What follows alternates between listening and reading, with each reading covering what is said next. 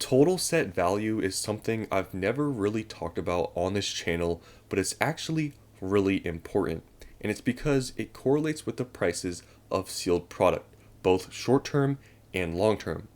So, in the short term, I would say total set value matters because it kind of shows some sort of indication on how a set and product is going to perform in the short term, which ones are probably going to go up more than others in the short term. And obviously when we talk about, opportunity costs and all these sorts of things, investing into a set that has higher total set value, usually it correlates with the prices of the products going up more than, sets that have like lower like total set value. Now, obviously, that's not always 100% the case because we could take examples with Sword and Shield Base. Sword and Shield Base is a $350 booster box. There's some other booster boxes out there like Chilling Reign, which are about $250. And the value of the cards in Sword and Shield Base are way less than Chilling Reign. But the Sword and Shield Base booster box is more expensive just because of product scarcity. Now, in the long run, right, when we're talking about long run, Chilling Reign is most likely going to outperform Sword and Shield Base because the total set value for Sword and Shield Base really isn't there. But in the short term, because of the scarcity of product, it's more expensive. And when we look at bad sets, from the past, we look at Crimson Invasion. We even look at Rebel Clash. There's a point where they get to a certain price, they grow because of scarcity, but they stagnate for a long time. Crimson Invasion is what, like a 7-year-old set. It's still around $250, $300 because there just is no value in the set. It's just the sealed product mainly people are, buying them for, not really to open up because there's just no value. So total set value really is important both in short term and long term, and that's sort of how I base, what things to invest into, why I would invest into something rather than the other, because some sets really don't have much value in them, and yes, they're going to go up in time, but it's going to hit a point though where cards that are not expensive in the set, it's like people aren't really going to open up products when they hit a certain price when it doesn't make sense to open it up if the cards inside of it are super cheap. So I wanted to show you guys all the sets in Scarlet and Violet, show you guys all the total values in the sets, and it's pretty surprising to see the differences between the first, the set with the most total set value versus the second most. It's a pretty big difference. So first, let's go with Scarlet and Violet base. So surprisingly, Scarlet and Violet base has a decent amount of total set value, even though, there's no super expensive card in the set. Like the top card's like $40. Originally, Miriam was the top card, but Gardevoir now is the top one. I feel like Miriam over time, in my opinion, is going to go up because I feel like a card like this should be more expensive than $28 because like this is a really nice artwork, but just overall, there's no huge chase, but there are some nice artworks, and we can see, from this base set, there are, decent amount of cards that are above, double digits, and yeah, the total set value is $445. So it's actually not that bad considering it's a base set, and I've always said this before, the Scarlet and Violet base, in my opinion, is pretty much the best base set we've ever seen, and therefore, if you can find good deals for a base set, I feel like this is the one that I would say that's actually pretty good. Now, when we look at Paldea Evolved, we can see the total set value is a lot more than Scarlet Violet base, which is kind of to be expected. It's at $938, with the top card being the Magikarp at $195. Then it has a lot of other cards that are in the double digits. Overall, we all know that Paldea Evolved is a pretty good set. I mean, it has a chase card, which is important for a set. It has just a bunch of other hits that people are looking for. So its total set value is $938. Now we see Obsidian Flames. Now, there's a reason why I don't really like Obsidian Flames, and I've always preached this. It's because there's no expensive cards, especially the top chase card. It's $65, which it's not terrible, but other than this, like there's really nothing. And we can see that the total set value is only $277. This is even less than Scarlet and Violet base. Just, let that sink in for a second. Obsidian Flames, the total set value is like half of Scarlet and Violet base. Like that's pretty bad. So that's why I'm not, bullish on Obsidian Flames whatsoever. I've told you guys this. I have 0 Obsidian Flames booster boxes because there's just no value in this set. Now, we've seen in the short term, right, these booster boxes go to 135, but I'm telling you, when the total set value is super low like this, it's going to hit a point. Yeah, it's grown a little bit, right? It's going to hit a point, though, where it's going to stagnate because it doesn't really make that much sense for this booster box to go up, a lot more than other booster boxes when the total set value is super low. It's less than Scarlet and Violet base. So that's my opinion, and that's why I don't invest in some of these sets like this, is because it just doesn't make any sense on paper. And like I said, there are times we see with Sword and Shield base where just the scarcity of the product makes the prices go up. But I'm telling you, in the long term, these things will stagnate because there's just no value in the set. People are not going to open these up when boxes get to like $200-$300. It wouldn't be worth it. Like some people might for fun, but overall, a lot of people really aren't going to do that. So that's why I'm just really not bullish on Obsidian Flames, just for this reasoning. Just it has no value. Next, we have 151. So finally, we're in the thousands. The total set value for the set is $1,202. I'm not that surprised that it's this much because 151 obviously is a really popular set. It got a lot of people back into Pokemon, and the top card's over $200. There's a lot of other cards that are close to around $100. Overall, this has a nice spread of value, and we can see totaled up, it's $1,202. So this is a really strong set, compared to the past ones we've seen. They're only 400, 200. So yeah, this is definitely the strongest one we've seen so far, which is not surprising because it's just 151.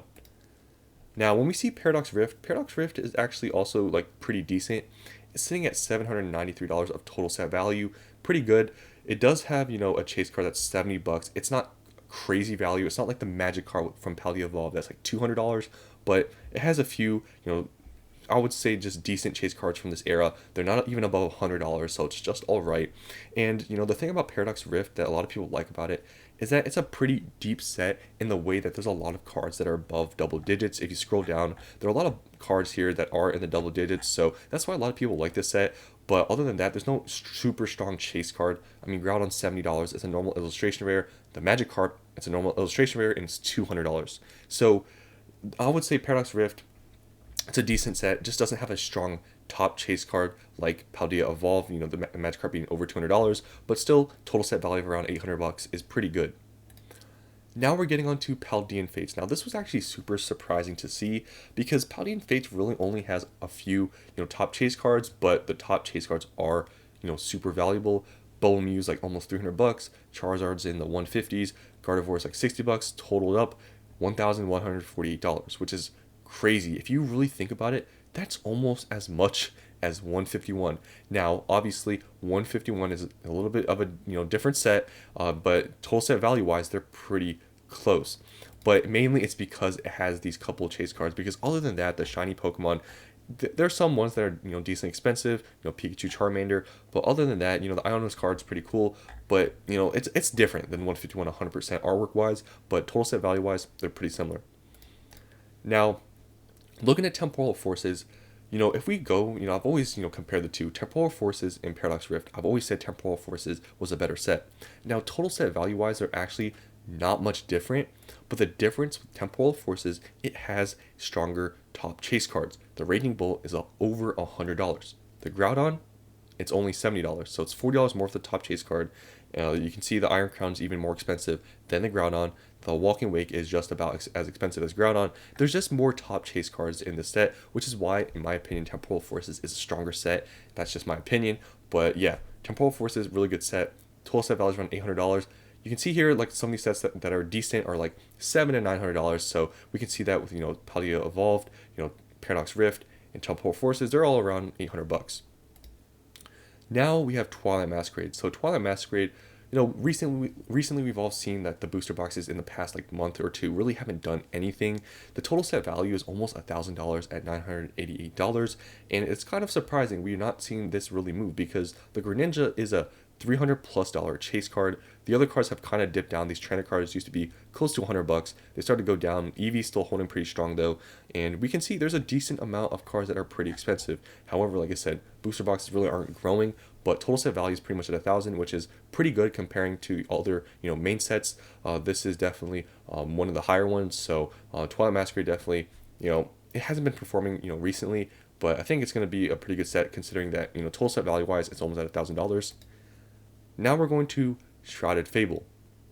Now Shrouded Fable, we can see here with the total set value, it's on the lower end. I mean, we just saw Paladin Fates at what, like 1,200. We saw 151 at 1,200, like around there. Shrouded Fable, whether there's people that like it, people that don't like it, but total set value wise, it's not that great. Now it is kind of interesting to see though that Shrouded Fable actually has way higher total set value than Obsidian Flames, which is crazy to think about, and this is a specialty set. But overall, I feel like Shrouded Fable in the long run, I made a total separate video talking about Shrouded Fable, but I mean, I think the Cassiopeia is pretty cool artwork. There's a couple of nice artworks here, but just the overall artwork design of the set I don't really like, and it does have decent set value. But I mean, the top chase card is a gold card. It's a gold item. Like, that just shows something about this set. I mean, the top, this card, it must be playable or something, because, I mean, a gold top, gold item card shouldn't really be the top, card in a set, but it is, so it kind of shows something with the set. But, yeah, I mean, Shrouded Fable, you can get it for so cheap. I made a video about this. It's alright. You can get it for $30 in Elite Trainer Box. If you can get it for under $300 a case, it might be okay. I just don't really think it's that great, but total set value wise, it is better than some other ones we've seen. I mean, it's even higher than, Scarlet Violet base, but I just don't really like Shrouded Fable, but considering it's above those, it's I guess alright. Now we look at Stellar Crown, and this was kind of a surprising one to see. I don't know if this app is broken, but the total set value is only at $473, which is kind of surprising because I thought it would be more than this, but it's not. Because that would mean that Shrouded Fable has more total set value than Stellar Crown. Now, I've always said my opinion on Stellar Crown. I feel like it's kind of underappreciated in a way because people just don't like Terapagos. I mean, the top chase card being Terapagos, people like already just write it off, but it has Squirtle and Bulbasaur, and I've always said this. I think in the long term, this set is going to perform decently just because of these two cards. Because just their starters, they're really popular, and yeah, that's pretty much the only cards people really care about. I know Terapagos is still the top chase card, but these are the two cards I really believe are going to hold this set up. But you can't see total set value though. It's not that high at $473. And yeah, I mean, like I said, the set isn't the best thing ever, but definitely just having these two chase cards, I think it's going to perform decent, in the long run. But yeah, looking at this, it's actually a lot lower than I thought. Now, the last set, the set you've all been waiting for, Surging Sparks. $1,917. Now, obviously, this is the newest set. People are going to say the cards are going to crash. But when you compare the set, and obviously we're going to have to wait longer to really see how these prices are, in a year from now, because yes, the set is only like a month old. But total set value wise, this, is, higher than the second, top, total set value, like by far. I mean, I think what was it, 151? That was at 1200, and this was pretty much the highest one we've seen until we now see Surging Sparks. So this is like an indicator that this is an outlier set. Like Surging Sparks being $700 more in total set value than 151, which is arguably probably the most hyped up and most popular set from Scarlet Violet. I mean, so many people got back into Pokemon because of 151, and still Surging Sparks is higher than 151. Now, obviously, the top chase card and Pikachu is gonna bump it up by like a few $100 just there, because Charizard's only up like a little bit over 200. It's like $500. So, I mean, like I said, you can always argue that in the long run these are gonna go down in value, but as of right now, it shows the strength of Surging Sparks, and especially with the kind of market win right now. I mean, Surging Sparks, hundreds of boxes, it's still like an average of like 100 boxes sell each day on TCG Player. I don't see these cards crashing, and just based on that, looking at this set and every other set, the total set value of this is way higher than anything else. And these types of things show key indicators that this is an outlier set. People are going to say this is going to crash and whatever, but other than that, we're a month after release. People said this was going to crash at release. That didn't really happen, and I think it just shows how strong Surging Sparks really is. It's almost at $2,000. It's not close to Evolving Skies. I think Evolving Skies total set value is around 4,000, but it's the most valuable set we've seen so far.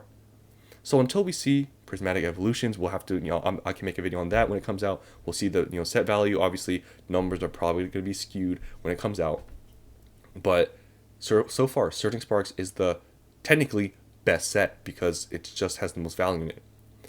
So just want to show you guys this video to compare all these different sets and their total set values. I've never really done this, and I think it's pretty interesting to see all of them, especially some are pretty surprising to see the total set value. I was really surprised with Paladin Fates, it being like, what, almost $1,200 total set value. Like, that's the third most like valuable set in this era, Paladin Fates. And it's just because of the Bubble Mew and the Charizard. So that's the end of this video. I just want to show you guys this. I thought this was interesting, so hopefully you guys enjoyed, and I'll see you on the next one.